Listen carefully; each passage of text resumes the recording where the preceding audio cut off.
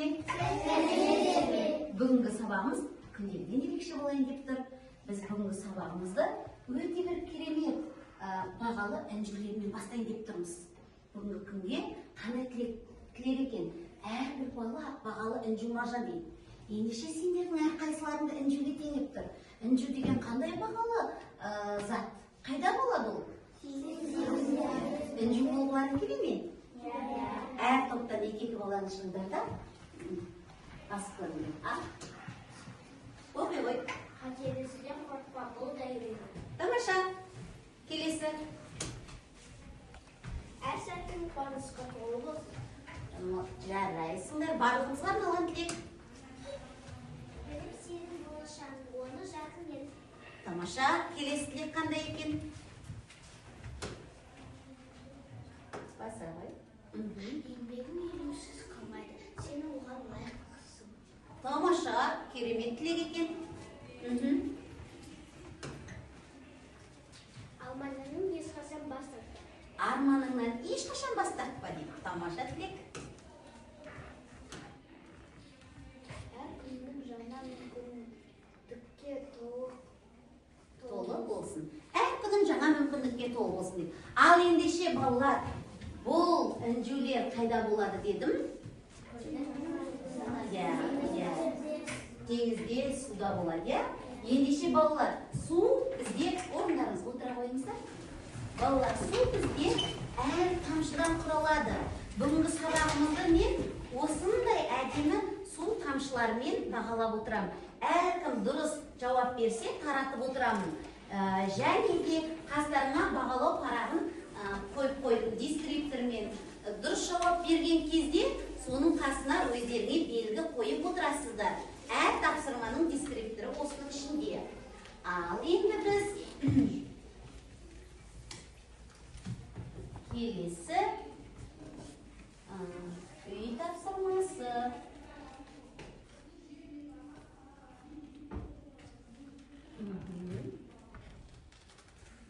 Тамаша, үй тапсырмасы. Балалар, біз үйге қандай тапсырма берді мен? Біз қандай тақырып еттік осының алдында? Суды қайдан алады? Су қайда болады? Ал енді су бізге қайда болады? Барлық жерде болады. Кезекпен айтыңдар. Тағы да біз жанды табиғатта және жансыз табиғатта болады. Қандай жанды табиғат? Қол көтер жауап берейік. Адамдарда Тоқта, адамдарда болады. Шулағындарыңыз үшін ешкімнен сұрамай қоямыз. Міне үндемей отырды. Өсімдіктерде су болады. Орнымызды айқайламаймыз. Өте дұрыс жасамадыңыздар. Жануарларда. Міне тамаша алғашқы мүмкіндіктеріңіз. Енді су көздері болады бізде. Жасанды су көздері. И табиғи су көздері болады. Ал табиғи су көздері білеміз бе? Кім айтады? Ең үлкен табиғи су көзі? Мұхит. Тамаша. Келесі? Неге қолмен жауап береміз? Теңіз қосылмайды. Тағы да өзен. Келесі? Көл. Теңіз, су көздері. Орнында отырып, болды. Енді үй тапсырмасында менде табиғи көздерді, су көздерін жаттауға берген 8-ін. Әр топтан бір бала шықсын. Асықпайды, мына жерде қай топ айтса, сол топ шапалақтап санап отырамыз. Сосын дұрыс жауап берсе, от шашумен барлығымыз бірге қолдаймыз. Асықпаймыз. Бастадық.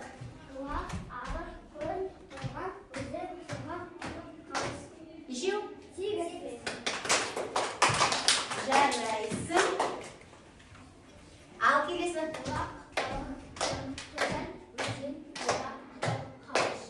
Тамаша. Мына топтың балалары дұқыл. Бәріміз. Ал.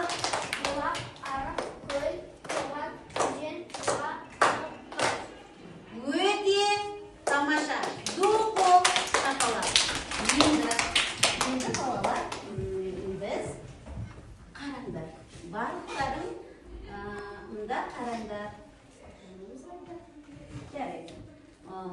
мына жерде ненің суретін көріп тұрсыңдар. Асықпай айтамыз. Мына жерде заттардың кір машинасы тағы да. Ар жақтан кезекпен айтқызайын. Айта ғой, Сабина. Оған не керек? Ол немен пайдаланып тұр? Сумен. Сөйлемей отырған балалар айтып көр. Тағы да қандай сурет? Одан не болады? Су болады. Тағы да. Ал Ернұр айтып көр, тағы не көрдің мына жерде? Мына жерлерде не көріп тұрсың? Ернұр айта ғой. Теңіз, ода су болады. Ал мынаған қарап. Тағы да қасындағыға қарап. Өзенде не тұр онда? Өзендегі сумен не істеуге болады екен? Қарашы. Өзендегі сумен не істеуге болады екен? Заттарды тасуға болады. Жүк машиналары жүктерді тасуға болады. Олай болса біз барлық осы заттарда қараңдар. Барлығына ортақ не екен? Су екен. Ендеше судың адам өміріндегі пайдасы. Бүгінгі біздің тақырыбымыз, оқулығымызды ашамыз.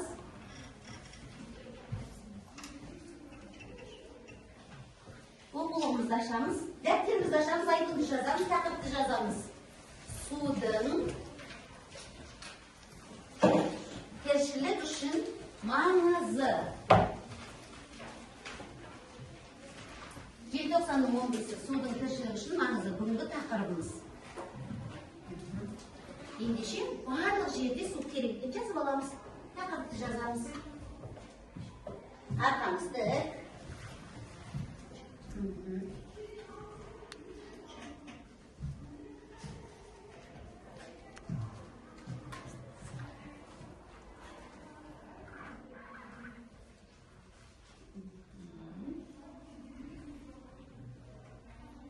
Жазып болғанымыз, қолымыз көтере береміз. Тамаша, бір бала жазып болды, екінші бала жазып болды. Қайтып балалар жылдамырақ екен. Тамаша, үшеу. Мына топтан бір-ақ бала жазып болды. Бұлар неге асықпай отыр? Өйткені жазулар көркем болсын деп тұр. Өздері сияқты әдемі болсын деп тұр. Ол да пайдалы. Жазуымызды аяқтайық. Ал енді экранға көңіл бөлейік.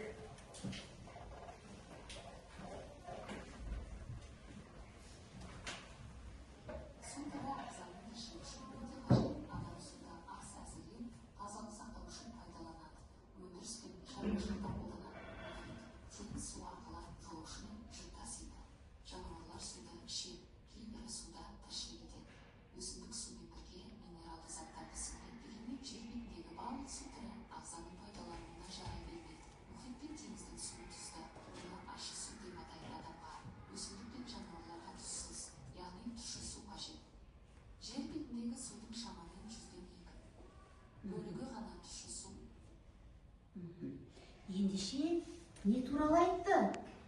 Судың тіршіліктегі пайдасы туралы айтты. Тақырыпты ашты ма?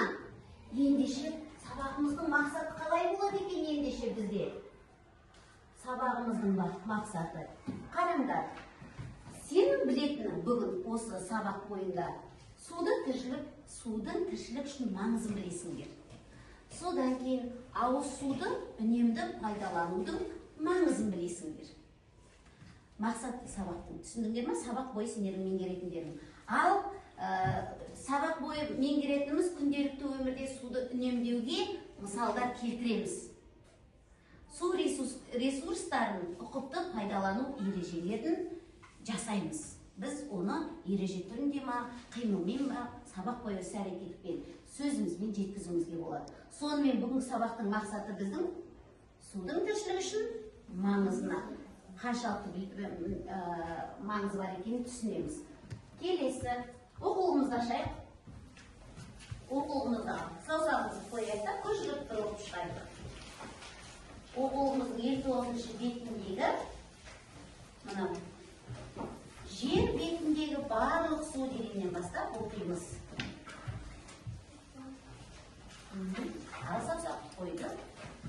кітапты алдыңызға қояйық.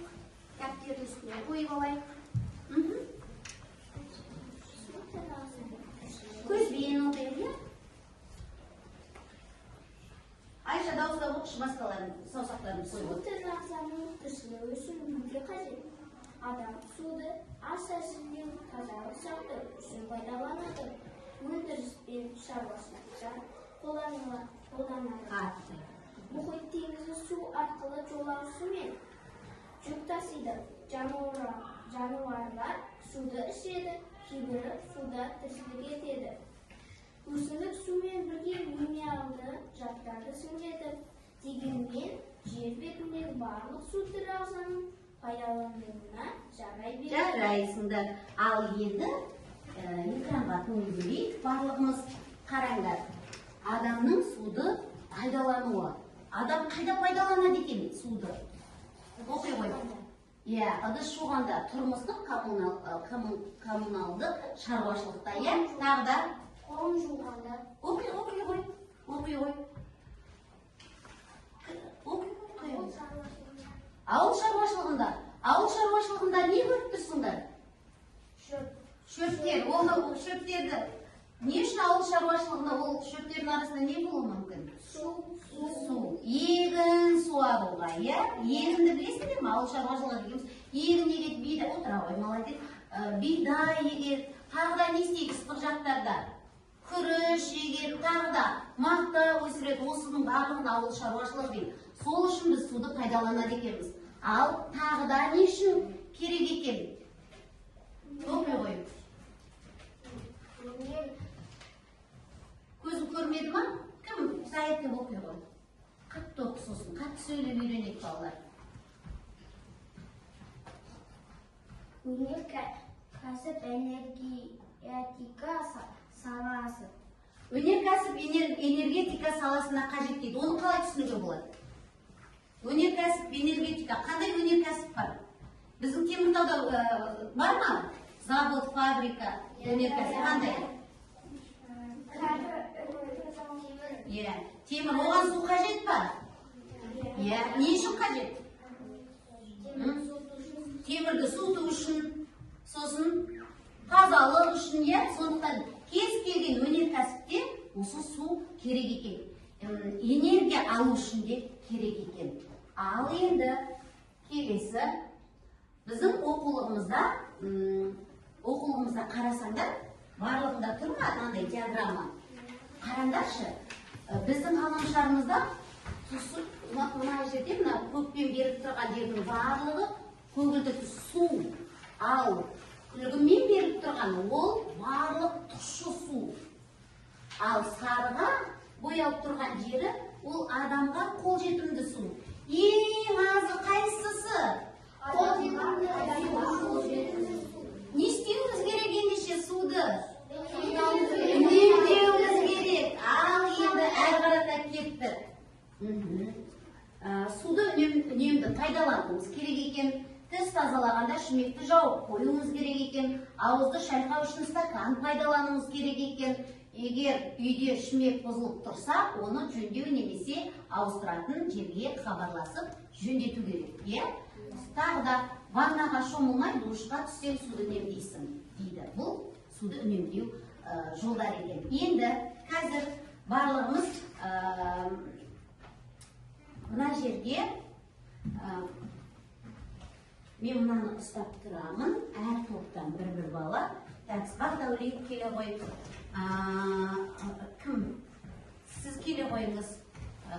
Мына жерде күтіп тұрасың қазір. Бізде тапсырма болу керек. Мына жақтан жарайды, суға көтердім. Келе ғой, тоқа шыға аласың ба? Мына тәтті батаны алып суға салып. Көтер. Басқаларын былай қарайтыңдар. Артына тұра ғой. Мына жақты все, ал сала ғой. Сал. Ала ғой. Мына жаққа ұстап тұр, қазір оқисың. Міне, бір тосын сый тұр мына жерге. Келесін ала ғой. Саламыз. Қайда кетті? Келесі. Ала ғой. Тәтті мақта қайда кетті балалар? Еріп кетті.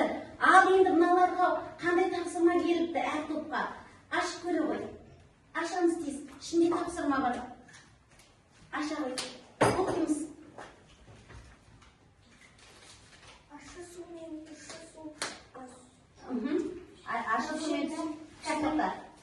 Ащы су мен тұщы судың пішінін, айырмашылығын айтасыңдар. Зерттейсіңдер, сен судың пішінін зерттейсің, ал сен қасиетін айтасың. Ал бастадық. Мына жерден кез келген затты аласыңдар да пайдаланасыңдар. Ащы су мен тұщы суды кім? Өз тобыңнан 2 баланы шақыр. Сен әркім тобындағы балалар бер. Сен қай жақтасың? Мен давайте қастарына қойайын. Ащы су мен тұщы су кімдікі? Еркежан. Еркежан екеуің міне ащы су мен тұщы суды. Ал сендер ана жерді пайда пішініңде. Мына жерге ыдыстарға құйып пішінін жасайсың. Иә. Давай бір бала. Бірінші күте тұрыңдар. Мыналар істеп тастасын. Екеуің мына жаққа тұр, мына жаққа тұр. Ашып бер, сен көмектесіп тұрасың. Ашып бер. Зертханалық жұмысыңды дайындай бер. Міне сарындағы қолдарына бер.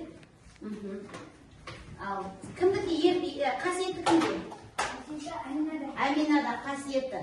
Мына екеу. Амина, қандай қасиетін айтасың? Айтшы маған. Ақырап тұрмаш барлықтарын, иә. Қасиетін айтып жүрші, судың қандай қасиетін айтасың? Мөлдір. Көрсет, суын тұста. Су мөлдір, иә. Сосын тағы да тез көрсет. Тағы не айтасың? Бұл мөлдір дейді. Суда нәрсе көрінеді. Мысалы, біз ұштағыш салып көреміз. Не? Мөлдір ме екен? Иә. Мөлдір ма балалар? Келесі. Тағы да. Иә? Оның иісі жоқ. Келісесіңдер ма? Иә. Сосын? Дәмі жоқ. Сен бірінші затты салмай тұрып дәмін көру керек, иә? Бұның ішіне микроб түскетті. Енді судың тағы да қандай қасиеті бар? Балаларды шақырда қасиеті не? Қазір тоқтаңдар.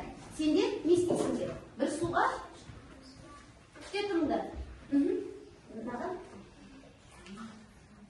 Жасай беріңдер. Қолдарына кигіздің ба? Я не бере ғой? Арқаңда. Сендер былай қарай тұрыңдаршы. Былай қарай көрінбей тұр. Сен арқаңда шетіне тұрып істе. Арқа, естейсіңдер. Естейміз? Жуа қойыңдар тез-тез. Ал сендер жарай, дәмін түсін несін білдіріңдер. Енді мен мынау еріншік қасиеті. Болды. Мөлдір екенін дәлелдедім. Енді пішіні қылмайды. Пішіні кімде? Ал сендер отыра қойыңдар. Сендердің топтардың пішінін қалай көрсетесіңдер? Судың пішінін. Тез-тез бір-бір ыдыс аласыңдар. Сен мынаны ал. Ала қой, бір кез-келген мынаны ал. Сен былай қарай тұр, ар жаққа қарап тұра қал. Тобыңнан бір баланы шақыр, су құйсын. Дания, мынаған суды құямыз. Құя аласың ба мынаған? Ұстап тұр, мә, ұстап. Су үшін, азырдан су үшін. Не істедіңдер? Болдыңдар ма? Дәлелдейсіңдер ма? Ал мыналар айтып тастасын, басқаларды қарап отыр. Мыналар не дәлелдедіңдер? Ащы суда сабын көпіреді, бірақ ащы суда сабын көпірмейді. Балалар, қайсы мынада тұз салынған су? Мынада су көпірді ма сабын? Жоқ. Ал мында дәлелдеді. Бұл сала ғой, ішіне сала сал. Сабыныңды ал. Мына жақта сабын көпіріпті екен. Ендеше қандай суды пайдаланасың өмірде? Шешеміз қолымызды орындарына отыра бер. Өмірде қандай суды? Иә. Не үшін? Тағы да қалай пайдаланасың? Кір жуғаннан басқа. Отыра қой орнына. Не істейсің? Шомылады. Тамаша. Ал, құйдың ба? Ал, судың пішіні қандай болды? Мына жерде қандай? Ұзынша. Мына жерде? Сопақ, ар жақта? Жалпақ. Ендеше су қандай ыдысқа құйса? Сондай пішінде болады. Ендеше судың пішіні? Өзгермейді. Судың пішіні бар ма? Жоқ екенін дәлелдедіңдер. Өйткені қандай ыдысқа құйсаңдар да сол қалыпқа келе береді екен, иә? Тамаша. Енді отыра қойыңдар. Жарайсыңдар, қоя қойыңдар. Ал енді мына жердегі заттарға қарап тағы да судың қандай қасиеті отыра беріңдер. Қатыспағандар отыра қой. Енді мына жердегі отыра қал. Қазір анау жеміске қараңдар да. Жаңа сендерде сен жауап бердің, кім жауап бердің мына жақта? Сен жауап бердің, сен жауап бердің. Мына жақта кім жауап берді? Екі жуғышқа бер. Біреу кім ет жуғанда? Біреу сен, біреуі сен. Енді мына жақта екеуіне. Ал енді анаған қараңдар. Енді мен балалар, сендер білмейтін, мен бір тағы да бір нәрсе айтайын. Судың тағы бір қасиетін балалар. Мына суды ұстап тұрайық. Екі бала келе қалсын. Жоқ, сен шықпағандар келсін. Шықпаған бала, ешқашан шықпаған бала. Екі мандаринді алыңдар да сала қал. Отыра қал. Екі-ақ бала еді. Ал, қараңдар. Салды. Салды. Қайсы батып тұр? Ашылмаған неге батпай тұр?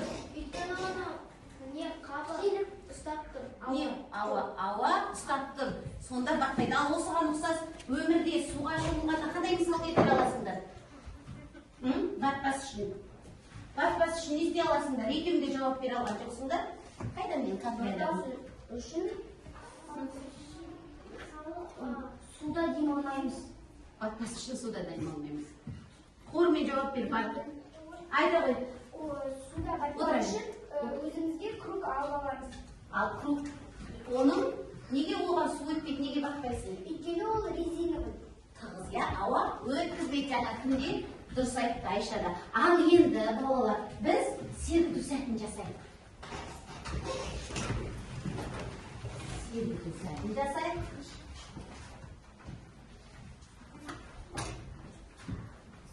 Теңізге саяхатқа шығамыз.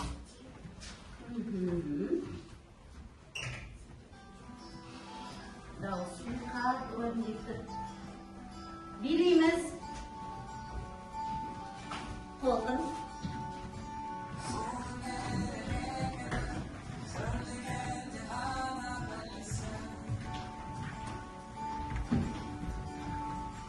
Балқылы.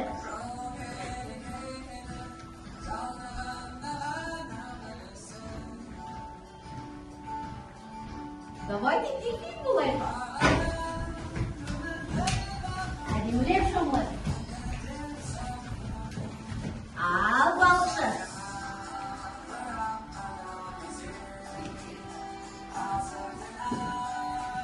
Апамыз тартамызды.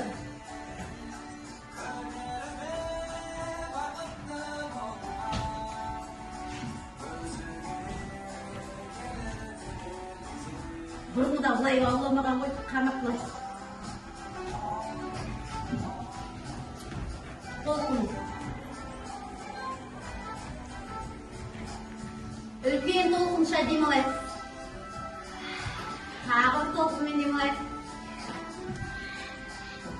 Өзенге саяхат ұнады ма, отыра қалайық? Өзенге саяхатқа барғанда қандай? Не әрекет жасадыңдар? Балық Балғалады. Балғалаудың пайдасы бар ма?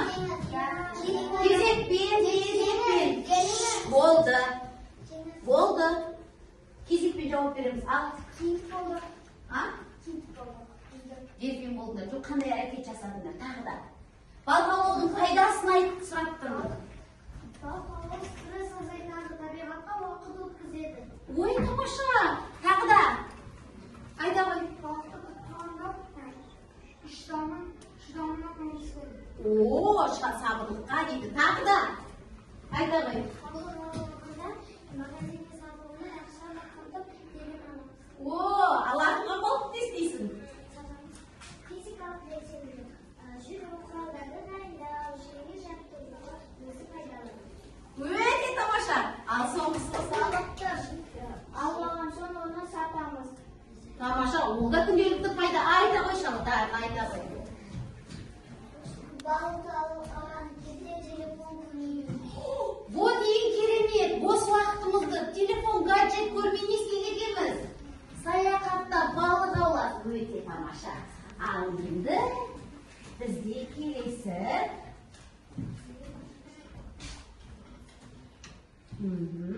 Ал енді балалар, біздің ең шешуші сендердің жеке жұмыстарын басталайын деп тұр. Қараңдар, бізге бір топ судың тіршілік үшін маңызын суреттер арқылы жеткізу керек. Бір топ судың тіршілік үшін маңызын қимылмен көрсету керек. Ал тағы бір топ суға 5 жолдың өлеңі су деген сөзді жазу керек. Мен сіздерге қимылмен жасайтын тапсырманы беремін, судың тіршілігі үшін маңызды қимылмен. Ал мен сіздерге суреттерді реттеп, сол арқылы судың маңызын айтасыздар. Әр жаққа клеттеуіңіздер сіздер. Ал сіздерге 5 жолды өлең жазасыздар. Жаза ғой. Жаза ғой ма? Жазатындар мәлімет. Кім жазады? Жоқ, өзім білем. Әркім таңмен жақсы, бәрін жақсырғысы келетін шығар. Сіздерге бірақ мен айттым, 5 жолды өлең бердім.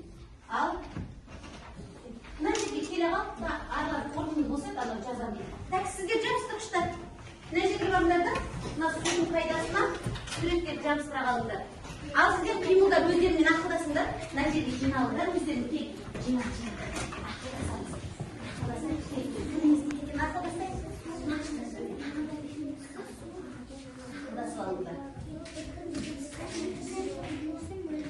Міне сендерге көмек керек болса қараңдар. Міне біріншісі зат есім, екіншісі екі сын есім, одан кейін үш жетістік, одан кейін сөйлем, неше сөз болса да бола береді. Ең соңында синоним сөз табасыңдар.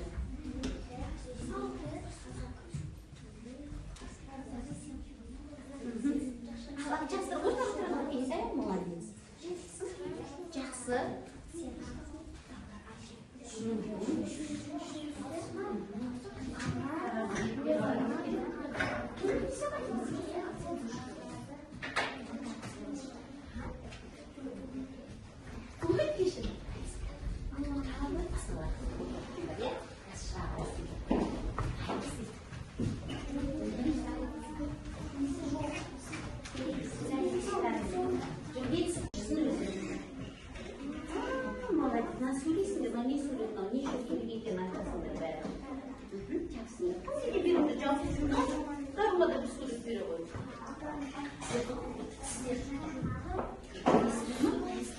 Ана бағалауды ұмытып кетпеңдер. Үй тапсырмасын жаздыңдар ма, ой айттыңдар ма, қандай шаруа істеріне мән істеп отырасыңдар.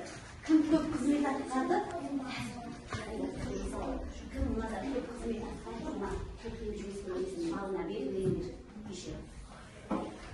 Қорғау керек үшерді болады. Соған 2 бал. Басқаларға көмекшілерге 1 бал болады да, қорғаушыға 2 бал болады.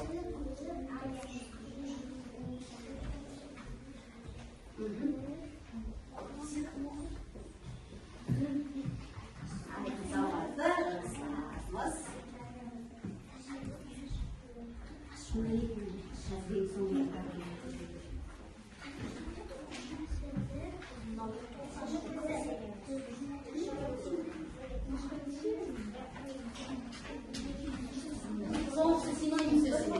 Тамаша, келе қойды.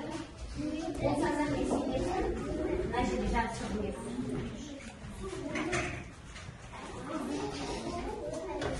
Біреу, екеуін қорғасаң да болады, біреуін қорғасаң да болады. Екеуін қорғайсыздар, қазір. Бір-бірден айтасыңдар, қаламда ала аласыңдар. Кезекпен.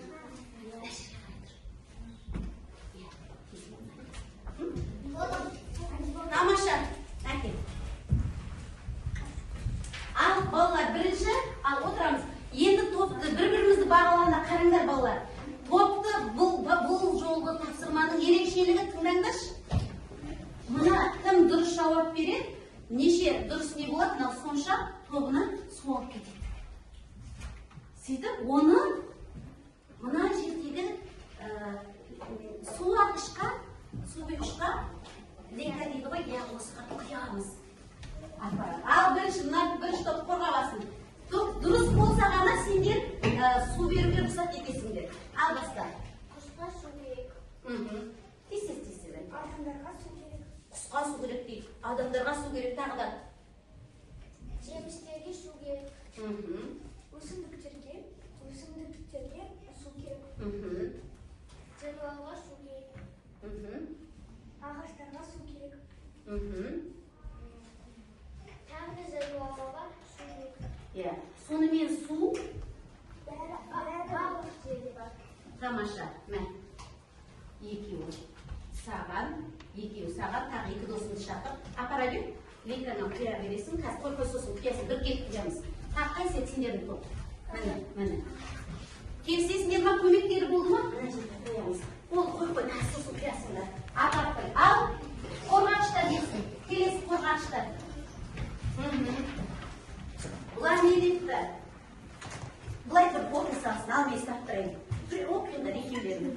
Біреу кім оқыңдар, қайсысын оқысын? Бірінші, ал балалар бәрін қараңдар, су берем ба, бермейм ба, ойланам. Бірінші зат есім. Дұрыс па? Келесі, сын есім 2. Дұрыс па? Келесі, 3 етістік болу керек. Ағады, буланады, қатады. Дұрыс па? Келесі, бір сөйлем болу керек. Су, тіршілік, көзі. Көзі не, су не, бастауышта, баяндауышта. Қалай еді? Бастауышта, баяндауышта.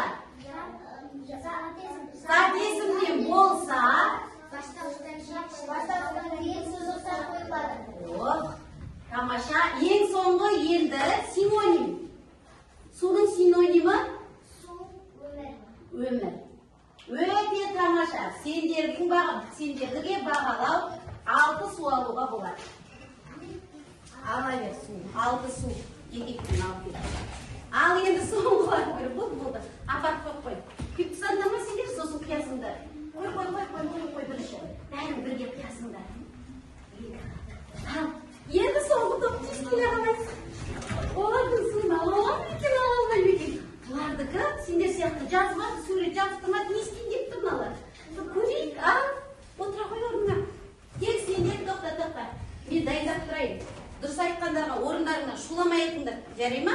Ал баста бірінші көрсет. Кім айтады? Айта ғой. Мен деді бірінші. Бетін жуады, тағы да? Жуыну үшін су керек болды. Келесі айтсады. Сен сөйле қойын орнында. Ал айта ғой. Сен жуды. Тағы да? Тоқтайды, қолында еще мынандай нәрсе болды. Ол бутылкаға су құйып алып, соны аузымен шайды.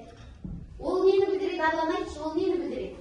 Неге крандағы сумен бете бермеді? Суы үнемдеу. Ой, тамаша, көрдің ба? Орында айқайлама екінші аққа. Ал, келесі көрсет.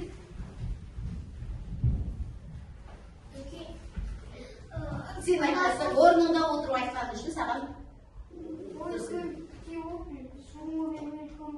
не өсті? Ағаш. Құспа. Өсін. Ағаш кәмді қайда бар? Өсіп кеткен. Келесі. Ал, мынау айтты, кім айтты көрсін бар қойды? То, что принимать этим сутки ваннада, біз көп суды үнемдемейміз ванна үшін. Қазақша кім айтып бергісі? Қазақша айтып берші. Жақсы, тамаша сен Душпен шомылған кезде анандай көп су кетпейді да, ал ваннада біз суды толтырып, сөйтіп жатып шомыламыз. Сонда? Көп су кетеді. Тамаша, ал соңғысы? Соңына дейін қараңдар.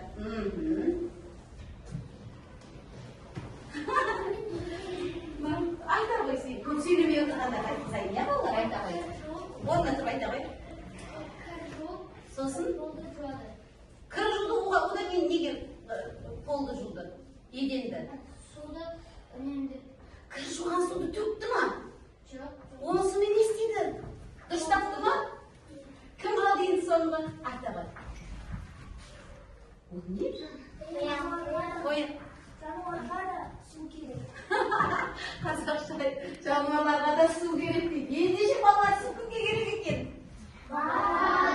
Тамаша, ал су алыңдар. Сосын жаймен линкаларға қия беріңдер.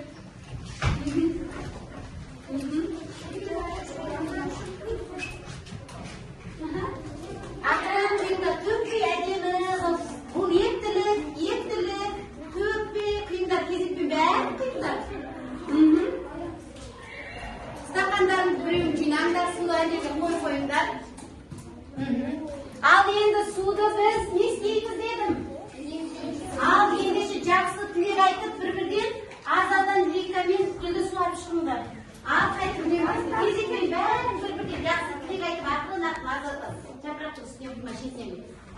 болдыңдар ма?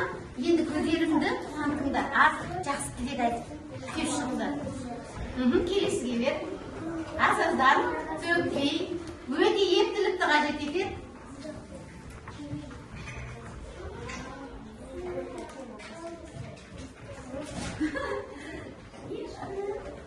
Ептілік көрдіңдер ма? Ептілік. Орнымызда да епті бол керек. Әдемі бол керек. Ал келесі. Жақсы тілек айтып жатсыңдар ма? Жақсы тілек айтыңдар. Ал. Болсыңдар ма? Ештеңе. Жарайды. Ал. О, жақсы север дейді. Не тілек айттыңдар? Сендер тез айтыңдар. Не дедіңдер? Үлкен болды.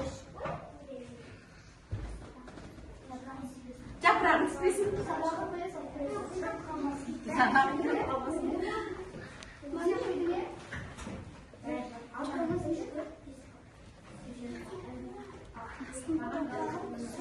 Немене қоректемей? Астында мынандай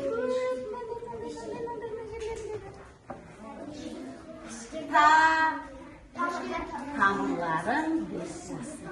Ал, сендер жақсы тілектерін айтып жеріне тестес не дедің? Мен әдемдеп жапырақты өсересіңдер. Жапырақ түсе бермесін. Түсе бермесіндер. Сен не дедің? Гүлдей болып өссін. Әдемі болып өсе бер. Әдемі болып өсе бер. Жарайсыңдар. Ал сендер қандай жақсы тілек айттыңдар? Тіпті ойнап кетпейміз. Жақсы өс. Жақсы өс сендерге. Гүлдерім сендерге разы болды. Сендер үнемдедіңдер. Бағалауды жақсы істедіңдер. Ал енді отыра қалыңдар. Енді келесі қараңдар. Бүгінгі сабақтан алған әсерлер. Жүкпен жұмыс бар балалар бізде. Мынандай жүкпен жұмыс бар. Қараңдар. Бір-бірмен талқылаңдар. Қайсысына дұрыс келеді деген. Жарайды. Жүкпен бір-біріне. Ақылдас жүкпен ақылдас. Екі-екіден ақылдас. Бір-бірмен ақылдас. Жоқ, сен қайсыңдағы болғанмен бар, сен дарымен. Жүкпен ақылдас. Қайсыған сыласың, қайсымен кез келеді. Ақылдас. Ақылдас ба? Ал енді тексерейік. Кімнің жылы? Жарайсыңдар. Тамаша. Ендеше балалар, сонымен бер қараңдар. Біз мақсатымыз не еді? Біз нені білуіміз керек еді сабақтың басынан? Судың тіршілікке пайдасы туралы білуіміз керек болған. Тағы да не білуіміз керек? Үнемдеу туралы білуіміз керек болған. Суды үнемдеуді айталдық па? Айталдық. Судың бүкіл әлем үшін керек екенін айталдыңдар ма? Айталдыңдар. Ендеше балалар, сусыз өмір сүру мүмкін ба? Жоқ. Сусыз адам неше күн өмір сүре алады? Ал түйе ше? 6-7 күн ғана өмір сүре алады. Енді қараңдар, барлықтарың. Суды пайдалану туралы адам өз қажетіне, ауыл шаруашылығында, өнеркәсіпте тұщы суды пайдаланады. Тұщы суды. Енді қараңдар, әрқарата адамның пайдалануына жарамды тұщы сулар бұл өзен, көл, жер асты сулары. Әрқарата судың ластануына байланысты тұщы су қоры азайып. Суды үнемдеу керек деді. Тұщы судың көп бөлігі бізде мұздықтарда шоғырланған екен. Енді қазір маған су туралы жалпы сабақ бойында не білдіңдер, бір-бірден айтып шығысыңдар. Қазір қол көтеріп айта ғой. Орындан кім айта ғой? Суды үнемдеу керек. Үнемдемесең, ол барлық жерлерге су жетпей алады. Су барлық жерде болады. Жанды табиғатта, жансыз табиғатта болады. Су енді біз су көздері туралы айтып, Қазақстан оны айттық, иә? Енді не айтқызсам тағы да суды үнемдеу. Мен салыстырайын. Душ пен ваннаға түскендегі ерекшелігі, айырмашылығы. Душта түскен кезде көп су кетпейді. Ал ваннада түскенге дейін көп су кетеді. Енді қараңдар, біз күнделікті өмірде, үйде осындай әрекетті пайдаланамыз ба үнемдеуді? Иә. Ендеше біз қазір қараңдар, біз сабақтың басында балалар, біздің көңіл-күйіміз кірген бетте көңіл-күйіміз қандай болды, соны саусақпенен көрсетеміз осылай. Одан кейін сабақтың ортасында көңіл-күйіміз қандай болды? Көңілсіз болсақ, осылай көрсетеміз. Кішкене жақсырақ болса, осылай.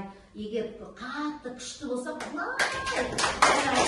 Сендерге соны сендер маған дәлелдеп беріңдер. Сабақтың басындағы көңіл-күйлерін сабақ басталғанда көрсетейік. Сабақтың ортасында әсіресе зерттеу жұмысын жасаған кезде. Ал барлық мынау топпен жұмыс бітіп сабақтың соңғы кезінде. Енді балалар оқу тапсырмасы бізде. Енді балалар мынау жаңбырдың әдісі арқылы біз мынау саусағымыздың ұшындағы ұсақ моторикаларды дамытып, мынау есте сақтау қабілеттерімізді жақсарттық. Бұл да жаттығу, бұл нейро жаттығу деп аталады. Түсіндіңдер ме? Бұны біз үнемі жасап тұрайық осылай. Енді балалар бізде оқу тапсырмасын кітапқа ашайық. Оқу тапсырмасы үйде ұйықтар алдында, тыңдарыңызшы маған. Қараңдаршы, үйде ұйықтар алдында өткізген бір күнге талдау жасаймыз. Қандай сезімде болдыңдар, несімен ұнады, неліктен солай болды, қаншалықты деңгейде бағалайсың, бір күніңді бағалайсың. Сонда қай затты үнемдей алдың, қай затты үнемдей алмадың, соны бақылайсың. Және де оқулығымыздың 58-60 беттерін оқимыз. Дәптерге жазып алайық, дәптерге жазайық. 58-60 бет оқу, кейін күнделікте жазамыз. 58-60 бет оқу. Енді ал бізде балалар жазып алсақ, енді қараңдар. Балалар бізде бағалау парағы бар тастарында. Сол бағалау парағында қанша баға алғандар белгілеңдер, соны айтасыңдар. Оған өздерінің қолдарындағы қамшыларды қосасыңдар. Кімдікі оңға жетті? Тамаша, шапала. Оларға біз кімдікі оңға жетті? Мұна мен бағалап жүрейік. Жарайсың. Мұна мен бағалайық мұны. Жарайсың. Ал кімдікі 6-ға жетті? Орташа бал болады ол. 6-ға жеткенде орташа мен белгілеңдер. Ал мүлдем? Иә. 6-ма жарайсыңдар. Сол бойынша бағалайсыңдар. Енді қараңдар, балалар. Әркімнің алдында бір тамшы бар ғой. Біздің білімімізде осы тамшы сияқты балалар. Әрбір тамшы бүлкейіп қосылып, үлкен көлге айналады. Сол сияқты сабақты бүгін түсінген болсаңдар, мынау бір тамшыны алып, мына жерге жабыстырасыңдар. Түсіндім десеңдер тыңда, түсіндім десеңдер теңізге жабыстырасыңдар. Сұрағым бар бүгінгі сабақта десеңдер, мына өзен көлге жабыстырасыңдар. Сабақ түсінбедім десеңдер, өзенге жабыстырасыңдар. Жаймен деп жабыстыра қойыңдар да. Кесекпен топтарда бірінші топ жабыстырасың. Жабыстыра. Келесілер бара берсін. Мына жерді байқаңдар. Мына жерді өте байқаңдар. Жылдамдықпен келесілер жабыстыра қойсын. Тамаша, келесілер жабыстыра қойыңдар. Сабақ сендерге ұнады ма? Тамаша. Ендеше сапқа тұрып, тамаққа барайық. Жабыстырып болғандарымыз сапқа тұрып, тамаққа барайық. Сабаққа қатысқандарыңызға рахмет. Саппен ақ барай бере ғой.